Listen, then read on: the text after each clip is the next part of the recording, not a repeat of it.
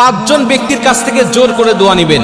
যখন এই পাঁচজন ব্যক্তির সাথে আপনার সাক্ষাৎ হবে, প্রয়োজনে তাদের কাছ থেকে জোর করে দোয়া নিবেন। কিছু হাদিয়া দিয়ে হলেও তাদের কাছ থেকে দোয়া নিতে আপনি ভুলবেন না।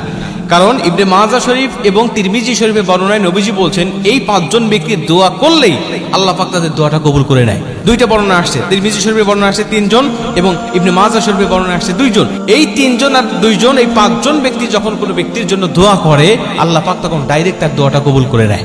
রাসূল সাল্লাল্লাহু আলাইহি ওয়াসাল্লাম বলছেন, 1 নম্বর হলো মা বাবা। কোনো মা বাবা যদি সন্তানের জন্য দোয়া করে, ওই দোয়ার মাঝে আর আল্লাহ পাকের মাঝে কোনো পর্দা থাকে না, ডাইরেক্ট আল্লাহ পাক দোয়াটা কবুল করে নেয় এবং সেই সন্তানের জন্য আল্লাহ পাক সব দোয়াগুলোকে আল্লাহ পাক কবুল করে নেয়। এটা হলো 1 নম্বর।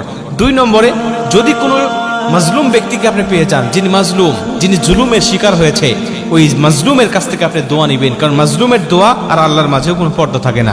মাজলুম যখন দোয়া করে আল্লাহ পাকের কাছে, তখন ডাইরেক্ট আল্লাহ পাক তার দোয়াটা কবুল করে নেয়।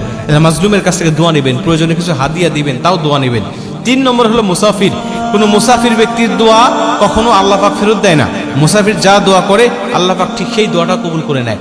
মুসাফির ব্যক্তি আল্লাহর কাছে এতই পছন্দনীয় ব্যক্তি যে আল্লাহ পাক তাদের জন্য 4 রাকাত বিশিষ্ট ফরজ